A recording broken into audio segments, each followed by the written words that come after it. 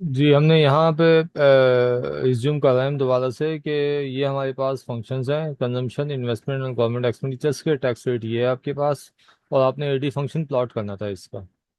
तो किसी ने किया है तो बता दें क्या वैल्यूज आ रही हैं, या जो मैंने सॉल्व किया है वो मैं शेयर कर लेता हूँ, आप लोग मैचिंग कर लीजिएगा, मैं खासा ही ज़्यादा आसान है। ठीक है। ठीक है।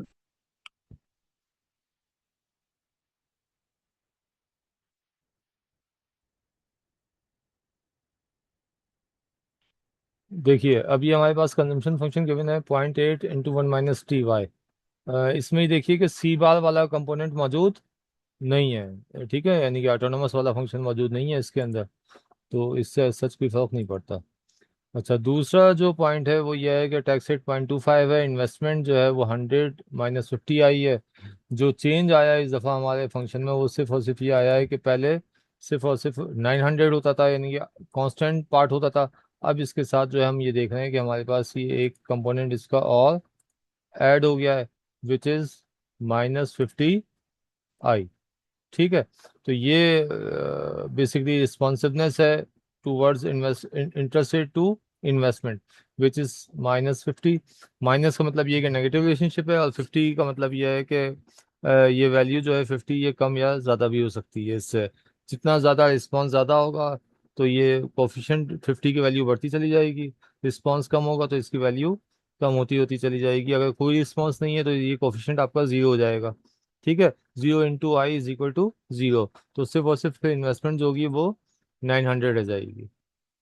गवर्नमेंट एक्सपेंडिचर्स आपके पास जो है वो 800 है। अच्छा, अब आपने क्या किया, जो आपको क्योंकि हमारे पास सिर्फ तीन ही फंक्शन है एग्रीगेट डिमांड के, कंपोनेंट्स गिवन है, which that are consumption, investment और गवर्नमेंट एक्सपेंडिचर्स।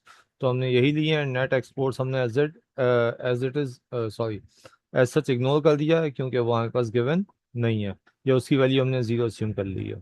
सी के वैल्यू हमने सब्स्टिट्यूट कर दी, 0.81 - t × y। ये आपके पास सी की वैल्यू आ गई। ठीक है।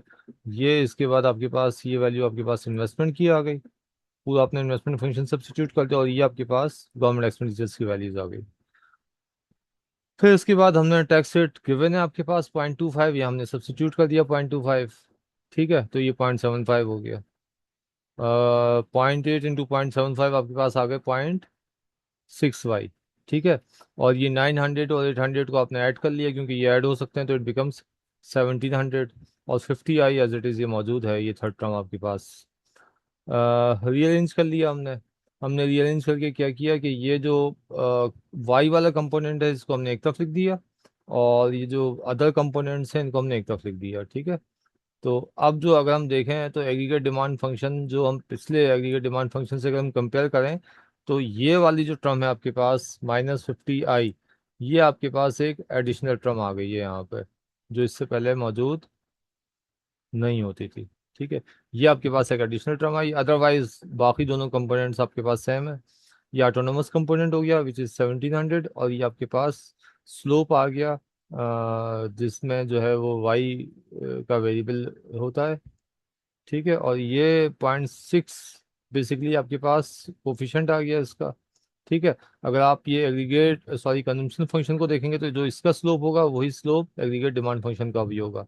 अगर आप चाहें तो यहाँ पे ये वैल्यूज यहाँ पे फाइंड आउट कर सकते हैं सब्स्टिट्यूट करके, बहुत इजी है। तो आपके पास है सी =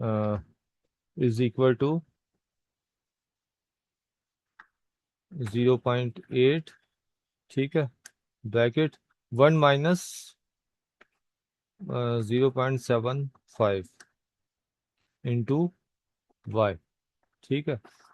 तो अगर आप इसको मजीद करते हैं तो ये आपके पास हो जाएगा C = और 1 - 20। 0.25। सर। Sorry sorry.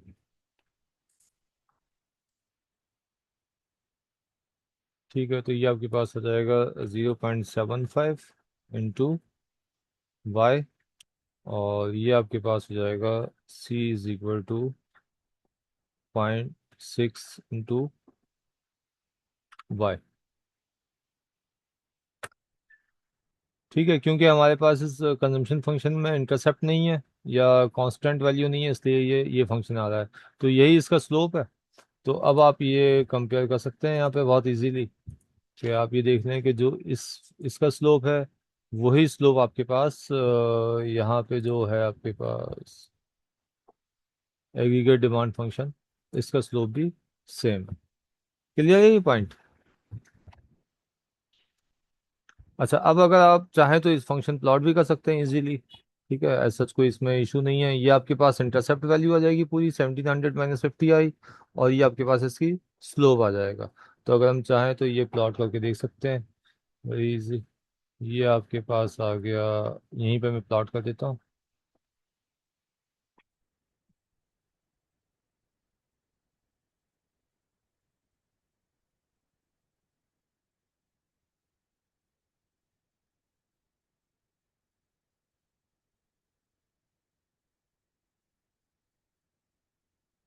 ये 45 डिग्री लाइन हमने प्लॉट कर दी। ठीक है, अब ये आपके पास कन्वेंशनल फंक्शन है, तो इसको तो हम प्लॉट नहीं कर रहे, हम ये एग्रीगेट डिमांड फंक्शन प्लॉट कर रहे हैं इस वक्त। ठीक है, तो एग्रीगेट डिमांड फंक्शन जो है आपके पास, आप देख रहे हैं कि 17 - 50 आई, ये बेसिकली आपका इंटरसेप्ट है।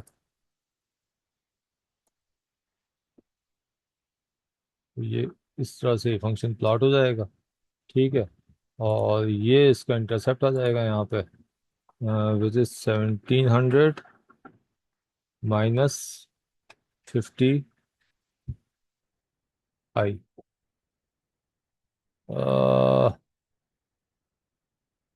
समझ में आ रही है आप लोगों के? और ये एडी फंक्शन हो जाएगा। AD is equal to, sorry, AD is equal to 1700 - 50 I plus 0.6 into, sorry, Y. ये एडी फंक्शन आ गया, और इसमें ये वाला जो कंपोनेंट है बेसिकली, ये आपका इंटरसेप्ट है। ठीक है यहाँ तक? सर एक कंफ्यूजन है, इसमें जी। हम आई की वैल्यू रिप्लेस क्यों नहीं कर रहे हैं, जबकि आई की वैल्यू हमें 5 दी हुई है। जी, आप ये आगे करेंगे। पहले ये प्लॉट करके दिखा दूं कि इसमें बेसिकली मैं ये बताना चाह रहा था कि इंटरसेप्ट के अंदर अब आपके पास एक एडिशन आ गया है, विच इज़ 50 आई। ठीक है, तो ये हमें क्लियर होना चाहिए कि इंटरसेप्ट अब आपका ये है। ठीक है, अब इसके बाद हम आगे यही काम करेंगे। चलें आगे। सर एक छोटी सी चीज बता देंगे। जी।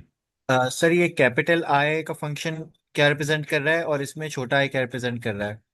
ये स्मॉल आई जो है, ये इंटरेस्ट रेट है। ठीक है, और ये शो कर रहा है कि अगर इंटरेस्ट रेट इंक्रीज होगा तो इन्वेस्टमेंट आपकी, capital I is investment, small I is interest rate. Interest rate का इन्वेस्टमेंट के साथ इनवर्स रिलेशनशिप है। इंटरेस्ट रेट अगर बढ़ेगा तो इन्वेस्टमेंट आपकी कम होगी, इंटरेस्ट रेट अगर आपका कम होगा तो इन्वेस्टमेंट आपकी बढ़ेगी। अब कितनी बढ़ेगी और कितनी कम होगी वो डिपेंड करेगा किसके ऊपर, जो इसका कोफिशिएंट है, which is equal to 50 right now. लेकिन ये कोई कांस्टेंट वैल्यू नहीं होती 50 की, ये वैल्यू आपकी मुस्तकिल, ये जो 50 है ये आपकी वैल्यू चेंज होती रहती है। ठीक है, कंट्री टू कंट्री वैरी करेगा। हो सकता है अमेरिका में इंटरेस्ट रेट का इन्वेस्टमेंट पे बहुत ज़्यादा रिस्पॉन्स हो, तो हो सकता है इसकी वैल्यू 1500 हो। पाकिस्तान में हो सकता है इसका रिस्पॉन्स बिल्कुल ना हो, तो इसकी वैल्यू हो सकता है पाकिस्तान में जीरो हो। तो जीरो सब जब इंटरेस्ट रेट से मल्टीप्लाई होगी तो इट बिकम्स जीरो। तो इसका मतलब ये कि इंटरेस्ट रेट का इन्वेस्टमेंट के दरमियान कोई रिलेशनशिप मौजूद नहीं है। ठीक है, इंडिया में हो सकता है इसकी वैल्यू जो है वो 150 हो। तो ये अगेन डिपेंड करता है कि इंटरेस्ट रेट का और इन्वेस्टमेंट का क्या रिलेशनशिप है आपस में। और यही हमारा इसमें एडिशन हुआ है। अब तक जो हमने लिया था तो उसमें हमने इन्वेस्टमेंट को कांस्टेंट वैल्यू एक लेते असाइन कर देते थे। अब हमने उसको एक फंक्शन बना दिया है, और फंक्शन है वो इंटरेस्ट रेट का।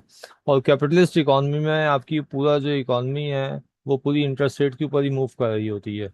तो यही वो वेरिएबल है जो आपका गुड्स मार्केट का, यानी कि ये एग्रीगेट डिमांड कहाँ होगी, गुड्स मार्केट में होगी ना। Demand and supply, output and aggregate demand, ये होंगी गुड्स मार्केट में। तो गुड्स मार्केट का जो फाइनेंशियल मार्केट से लिंक बनाता है बेसिकली वो यही इंटरेस्ट रेट है आई। जब हम आगे इसको स्टडी करेंगे तो समझ में आएगा। क्लियर है यहाँ तक? जी सर, थैंक यू। ठीक है, तो अब जो पॉइंट अभी तक हमने किया वो ये क्या कि एडी फंक्शन हमने प्लॉट कर लिया, और एडी फंक्शन में हमने ये देख लिया कि ये जो 50 आए है, ये हमारे पास अब प्रीवियस एग्रीगेट डिमांड फंक्शन से सिर्फ और सिर्फ ये चेंज आया है, अदरवाइज इसके स्लोप की वैल्यू वही है जो कंजम्पशन फंक्शन के स्लोप की वैल्यू होती थी, सेम है। इंटरसेप्ट में सिर्फ ये एडिशन हुआ है, इनके इंटरसेप्ट की वैल्यू कम हो गई है। ठीक है, अब हम आगे चलते हैं थोड़ा सा। अब हम क्या फाइंड आउट करेंगे, एडी फंक्शन फाइंड आउट कर लिया, अब हम वाई की वैल्यू फाइंड आउट करेंगे। ठीक है, वाई यानी कि आउटपुट लेवल। तो ये अगर हम आगे चलते हैं, पहले मैं ये गायब करूँ।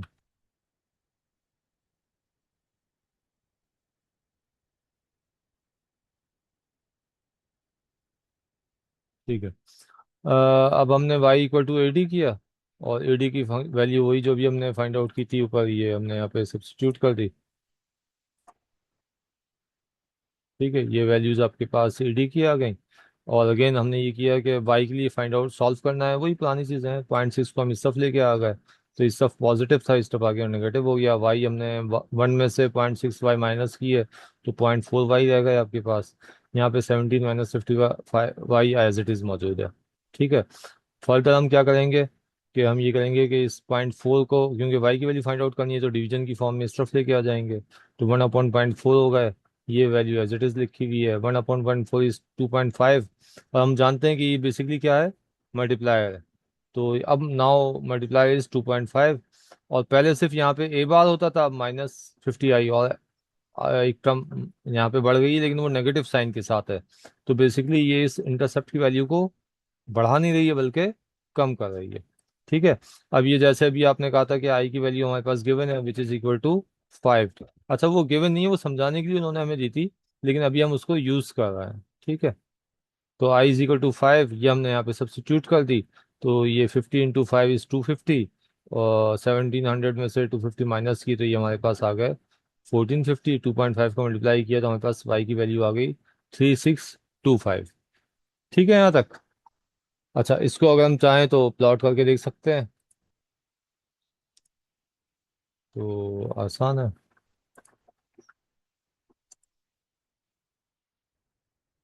यहाँ पे प्लॉट कर लेते हैं। ये आपके पास, ये और ये और ये। ठीक है, ये 45 डिग्री लाइन हो गई आपके पास, ये एडी फंक्शन आ गया, सॉरी एडी वेरिएबल्स आ गए यहाँ पे। ये एडी, सॉरी एडी, जितने भी ये जो कंपोनेंट्स हैं उसके एडी के सी और आई और जी, वो आपकी इस एक्सिस पे आ गए। ठीक है, और इस एक्सिस पे आपके पास आ गया वाई। ठीक है, और इसके बाद हमारे पास ईडी फंक्शन ये ऊपर मौजूद है, ये हम प्लॉट कर लेते हैं यहाँ पे, इजी है।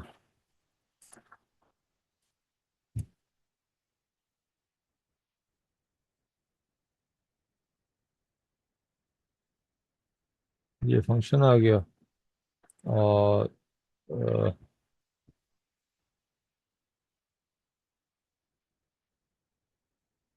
इसको हम ये हमारा इक्विलिब्रियम पॉइंट आ रहा है।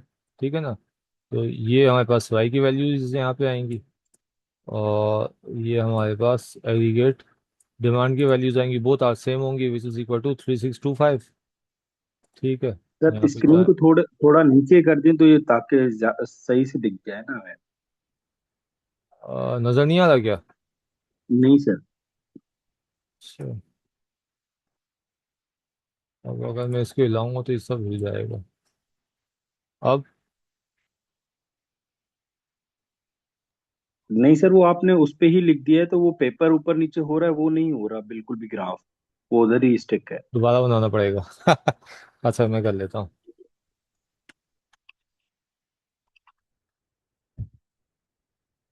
अच्छा भाई,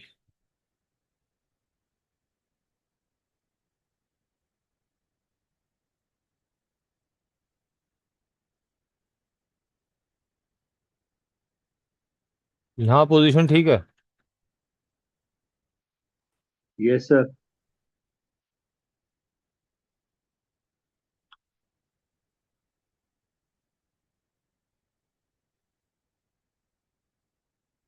ये एडी फंक्शन हमने प्लॉट कर दिया। ठीक है, और ये आपके पास इसकी वैल्यूज आ गई, equilibrium level of income and aggregate demand. ठीक है, तो ये वैल्यूज़ वही होंगी जो अभी आपने फाइंड आउट की हैं ऊपर। 3625 ये वैल्यू आ गई इसकी, which is equal to Y equal to, ठीक है, 3625 इक्विलिब्रियम वैल्यू है ये आपके पास। और ये आपके पास आ जाएगा यहाँ पे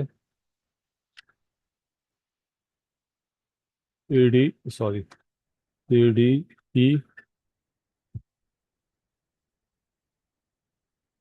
विच इज इक्वल टू अगेन 3625। ठीक है, ये आपके पास वैल्यूज आ गई। फंक्शन की जो वैल्यू आई है वो यहाँ पे आई है। फंक्शन आपके पास क्या, सॉरी, इंटरसेप्ट की वैल्यू कितनी है आपके पास अब? 1700 - 50 आई। ठीक है, और जब हम इसकी वैल्यू हमने सब्स्टिट्यूट की वेयर आई, तो ये कितनी वैल्यू हो गई? 1450। ठीक है,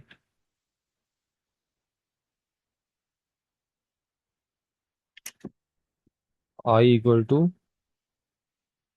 5। तो ये जो वैल्यू है बेसिकली कितनी है? 1450। यहाँ तक क्लियर है? और ये आपके पास पूरा एडी फंक्शन आ गया यहाँ पर। अगर आप चाहें तो उसको लिख सकते हैं। तो वो हो जाएगा A D is equal to 1700 - 50 I plus 0.6 Y. ठीक है भाई। Yes sir. अच्छा, अब जो पॉइंट है हमारा वो बहुत इंटरेस्टिंग है। पॉइंट हमारा ये है कि अगर ये इंटरेस्ट रेट अगर हम ज़ीरो कर लें, देखिए बड़ी अच्छी चीज़ आने वाली है। इंटरेस्ट रेट अगर हम ज़ीरो कर लें, सपोज अब एक दूसरी डायग्राम बनाते हैं हम, ठीक है, और या हम यहाँ पे अ, इसी को हम लें अगर ऊपर, यहाँ तक तो हमारा काम खत्म हो गया ना।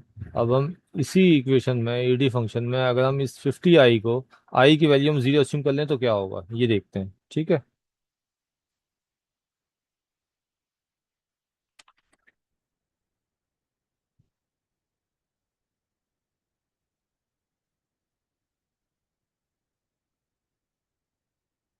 हमारे पास जो इक्वेशन थी वो आपके फाइनली आपके पास आई थी,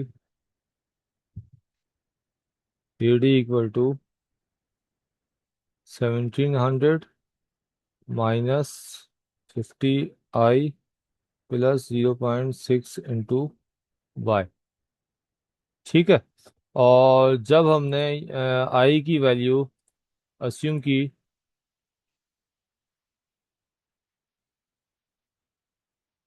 if I equal to 5, then आपके पास क्या हो गया था? A D equal to 1450 plus 0.6 into Y. यही हुआ है ना? अगर हम इस आई की value 5 yes sir. Yes substitute sir. करते हैं यहाँ पे, तो हाँ ये तो आपके पास वन जी जी वन जी। फोर फाइव जीरो और ये 0.6 हो जाएगा। ठीक है, यस सर। और ये जो अभी हमने प्लॉट किया था थोड़ी देर पहले वो फंक्शन आ गया था, और वाई की वैल्यू आपके पास फाइनली जो आ गई थी, ये आ गई थी 3625। ठीक है, तो Y is, then Y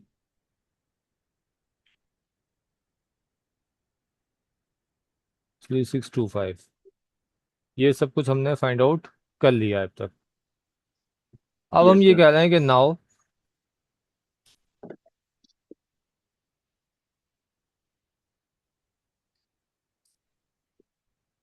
I is equal to zero, interest rate zero हो गया। अब आप बताएं कि ये एडी फंक्शन क्या हो जाएगा? ये वैल्यू आपके पास यहाँ पे क्या हो जाएगी? सर वो हो जाएगी 1650 हो ये वैल्यू जाएगी। हो जाएगी आपके पास जीरो। जब आप यहाँ जीरो यस सर। सब्स्टिट्यूट करेंगे तो ये जीरो हो जाएगी। तो जी माइनस होने सर। वाली टर्म जो है वो खत्म हो जाएगी। तो आपके पास सिर्फ और सिर्फ एडी फंक्शन क्या हो जाएगा? 1700 माइनस प्लस 1700। 0.6 वाई। ठीक है, यस सर। तो ये आपके पास हो जाएगा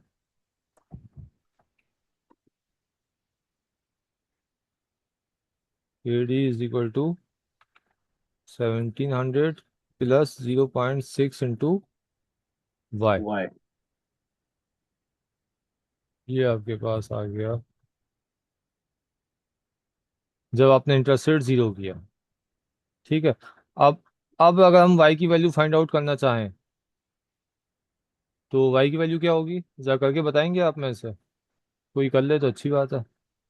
सर 4250। ठीक है। तो बेसिकली मैं एक स्टेप में और बता देता हूँ। ये हो जाएगा y is equal to A D, implies that y is equal to 1700 plus 0.6 into Y. ठीक है। तो ये हो जाएगा आपके पास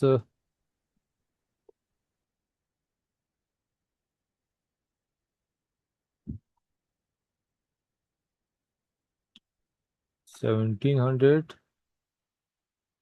sorry, y is equal to 2.5 into 1700 which is equal to, या एक स्टेप और करके दिखाऊं क्या यहाँ पे, तो क्योंकि फर्स्ट टाइम हो रहा है ना तो स्टूडेंट्स कंफ्यूज ना हो जाए। तो इसको हम ये कर लेते हैं, फिर इसके बाद हम यहाँ पे कर लेते हैं y minus 0.6 y is equal to 1700, then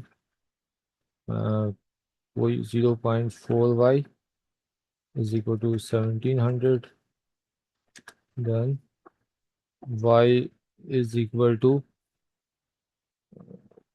1 divided by 0.4,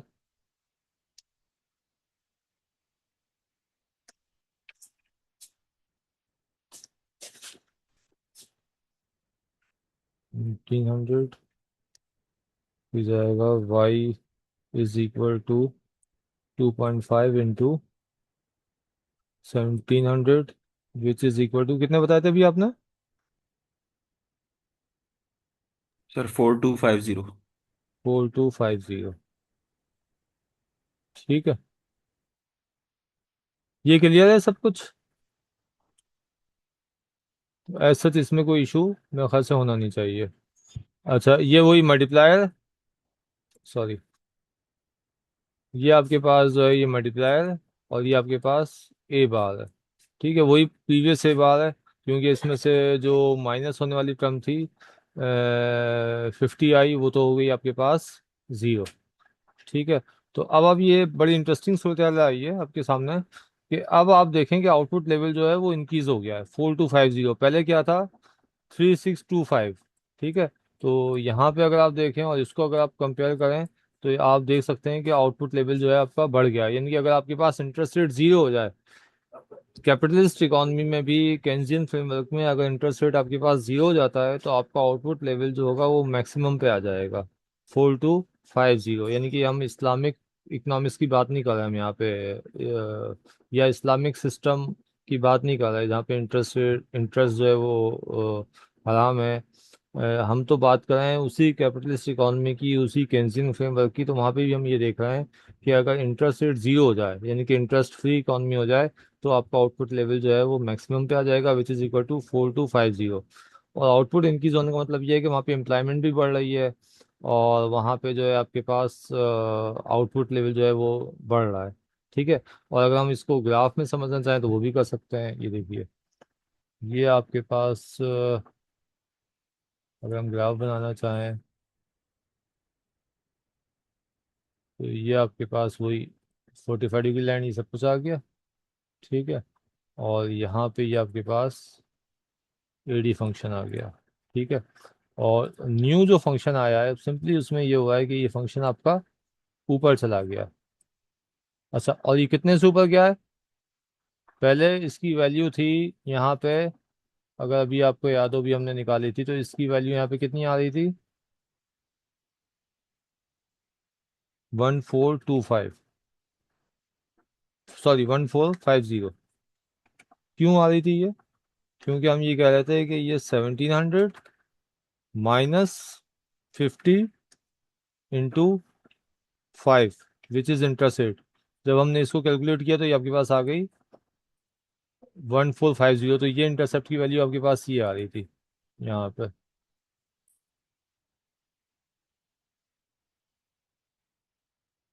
ये वैल्यू है इसकी, ठीक है। अच्छा, अब तो आपके पास क्या वैल्यू आ रही है? अब वैल्यू आपके पास आ रही है 1700, सीधी सीधी। ठीक है, क्यों 1700 क्यों आ रही है भाई? ये इसकी वैल्यू है, क्योंकि ये जो माइनस होने वाली टर्म थी आपके पास, ये वाली टर्म, ये आपने क्या कर दी है? जीरो।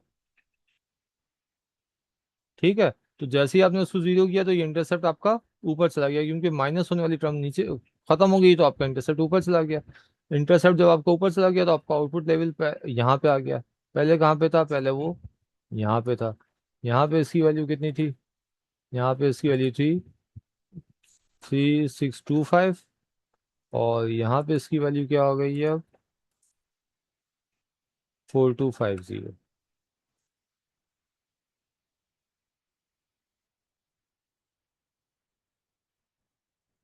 तो आपका आउटपुट लेवल ये बढ़ जाएगा जब आपका इंटरसेप्ट क्या हो जाएगा? जीरो हो जाएगा। और ये आपका जो इंटरसेप्ट आपका कम हो रहा था वो यहाँ से बढ़ा, और उसकी वजह से आउटपुट लेवल आपका उससे कहीं ज़्यादा बढ़ गया, मल्टीप्लाई इफेक्ट की वजह से। क्लियर है ये पॉइंट?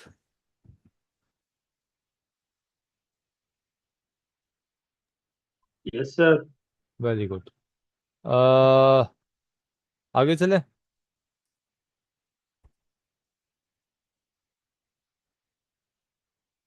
तो आगे जो है वो ये पोजीशन है कि अब हम अगेन, ये हमने वही बुक का मॉडल लेके पहले हमने एक इन टर्म्स ऑफ नंबर्स जो है वो न्यूमेरिकल वैल्यूज लेके सॉल्व कर लिया।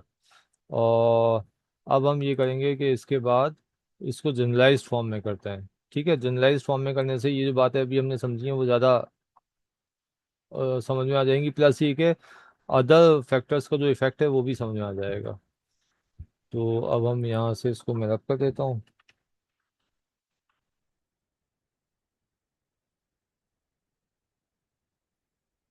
ये रब हो गया, अब हम आगे चलते हैं। ठीक है, अब हम यही वही चीज़ें हैं, लेकिन अब जनरलाइज्ड फॉर्म में कर रहे हैं। तो जनरलाइज्ड फॉर्म में जब हमने करना शुरू की तो हमें क्या पता चलेगा इससे?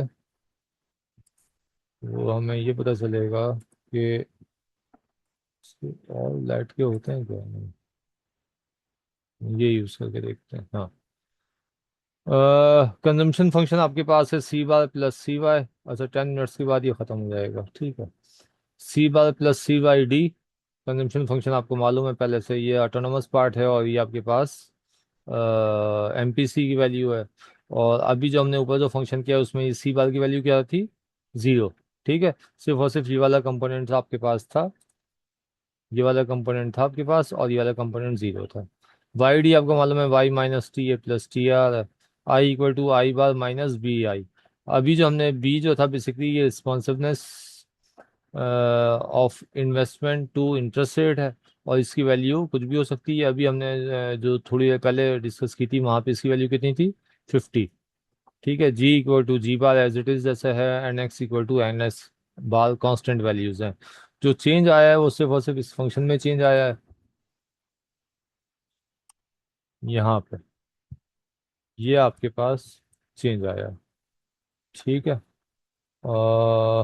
और ये थोड़ा सा ये कर लेते हैं। ठीक है, ये चेंज आया अभी आपके पास। अच्छा, A D is equal to C plus I plus N X, आपको मालूम है कि डिमांड फंक्शन यही होता है। अब आपने क्या किया, सी बार की वैल्यू, सी की वैल्यू यहाँ पुट कर दी, तो that is C bar plus C Y D. ये आपके पास इन्वेस्टमेंट फंक्शन ये है, जो आपके पास एक नई टर्म आई है माइनस बी आई के साथ, और ये जी प्लस एन एक्स है। और वाई डी की जगह पे हमने ये वाई डी की वैल्यू सब्सिट्यूट कर दी, आई बार माइनस बी आई, ये वैसे ही चल रहा है। यहाँ पे हमने क्या किया कि तमाम मैंने स्टेप थोड़े से कम किए हैं, कि यहाँ पे हमने क्या किया, तमाम कॉन्स्टेंट्स को हमने एक तरफ लिख दिया, क्योंकि हम पहले भी ये काम कर चुके हैं, वही है सब कुछ। C bar plus I bar plus G bar plus N X bar plus C T R bar minus B I.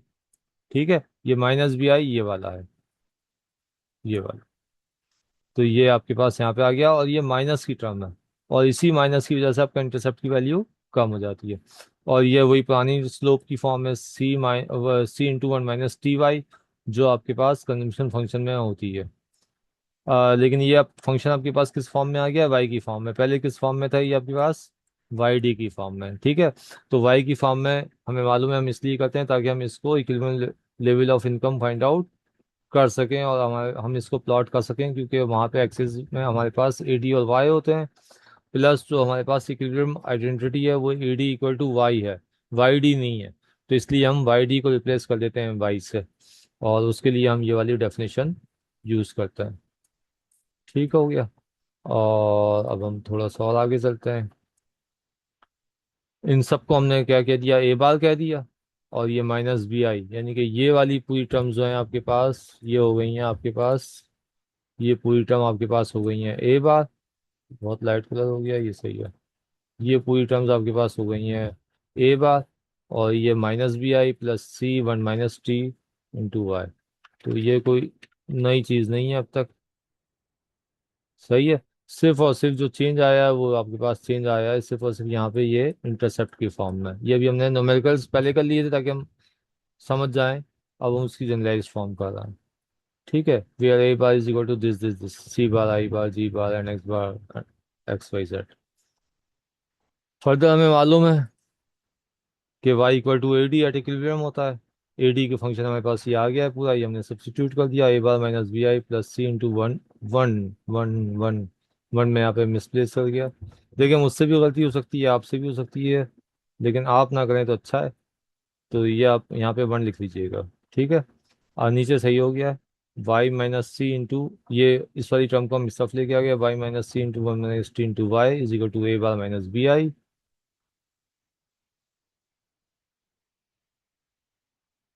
Again y के लिए सॉल्व कर लिया, इस वाली टर्म को हम इस तरफ लेके आ जाएंगे तो इट बिकम्स अल्फा। यहाँ पे हो गया A bar minus B I, where alpha is equal to one over one minus C one minus T. तो अब जो पॉइंट है, अब ये देखें, ये हम सब कुछ पहले डिस्कस कर चुके हैं, कोई इसमें नई चीज़ हमारे लिए नहीं है, सब कुछ पुराना है, ठीक है। ये अल्फा हमें मालूम है, अल्फा की वैल्यू अब भी वही है, one over one minus C one minus T. ए बार हमें मालूम है, वही सब कुछ है। सिर्फ और सिर्फ अब यहाँ पे एक टर्म आपके पास आ गई, that is minus B I. तो अगर आपने पहले सब कुछ किया हुआ है तो ऐसा कोई इशू नहीं है इसके अंदर, ठीक है। मुझे पूरी उम्मीद है कि आप साथ साथ प्रैक्टिस करते हुए आ रहे होंगे। तो ये हमारे पास एडिशन आया है बस, और कुछ भी नहीं है माइनस बी आई का। बाकी पूरा मॉडल हमारे पास एज इट इज सेम ही है। अब अगर आप चाहें तो डायरेक्ट जो हमारे पास वैल्यूज पहले थी वो हम यहाँ पे सब्स्टिट्यूट करके डायरेक्ट हम फाइंड आउट कर सकते हैं, पूरी इस डेरिवेशन की ज़रूरत नहीं है। लेकिन इससे हमें फ़ायदा क्या होगा, इससे हमें फ़ायदा ये होगा कि हम एनालाइज कर सकते हैं डिटेल, कि अब हमारे पास हम कहेंगे कि वाई जो है वो किस पे डिपेंड कर रहा है, अल्फ़ा पे, ए बार पे एंड माइनस बी आई पे। अब ये जो माइनस की टर्म है ये दो फैक्टर्स पे डिपेंड करती है, बी एंड स्मॉल आई। अगर इंटरेस्ट रेट की वैल्यू ज़्यादा होगी तो वाई कम होगा ऑब्वियसली।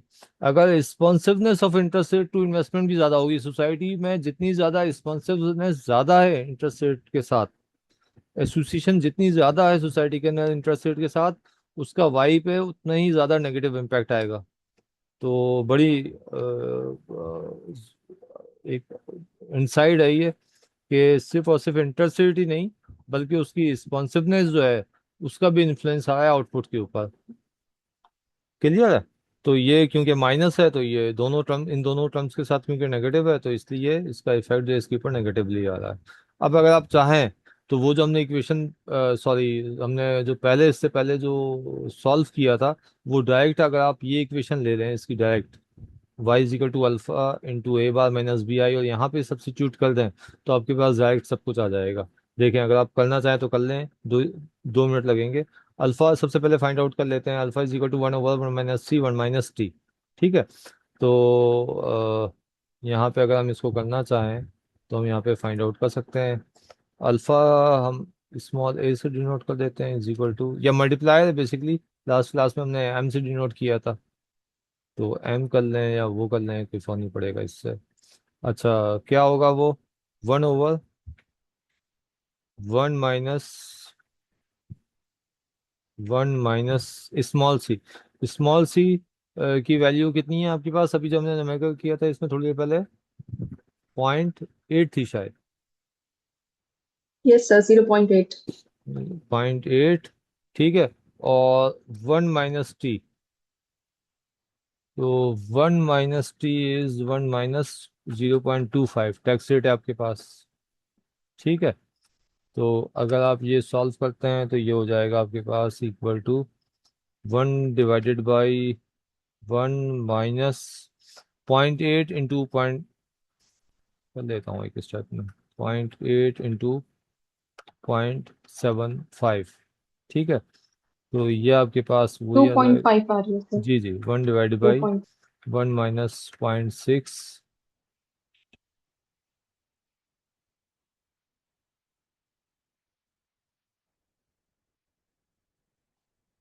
ठीक है, तो ये आपके पास हो जाएगा 1/0.4, तो ये आपके पास हो जाएगा 2.5। तो आप देख लें अल्फ़ा की वैल्यू आपके पास वही सेम आ रही है जो भी हमने थोड़ी देर पहले सब्स्टिट्यूट करके निकाली थी, 2.5। ये यानी कि शॉर्टकट है कि अगर आपको ये फार्मूला याद है तो आप अल्फ़ा की वैल्यू निकल आई, ए बार अब आप फाइंड आउट कर सकते हैं। ए बार भी बहुत आसान है। ए बार क्या होता है आपके पास, आपको मालूम है, सब कॉन्स्टेंट्स को आप ऐड कर लें तो इट बिकम्स ए बार। ठीक है, तो हमारे जो ऊपर है उसमें सी बार आपके पास मौजूद नहीं है। आई बार की वैल्यू थी, आई बार कितना था, मेरे ख्याल से 900, आई बार 900 था। और प्लस आपके पास गवर्नमेंट एक्सपेंडिचर्स थे आपके पास, शायद 800 थे। 800।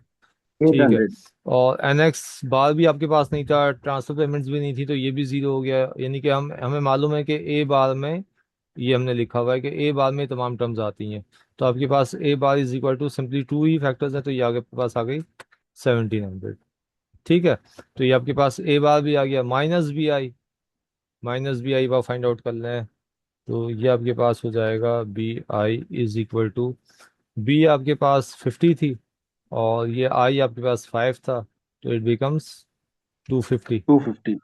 ठीक है, तो अब आप ये देख लें, ये आपने पास तमाम इक्वेशन की तमाम टर्म्स आपके पास अब आपके पास आ गई हैं। अब आप सिंपली यहाँ पे इनको सब्स्टिट्यूट कर दें, तो ये आपके पास हो जाएगा y is equal to 2.5 into 1700 minus 250।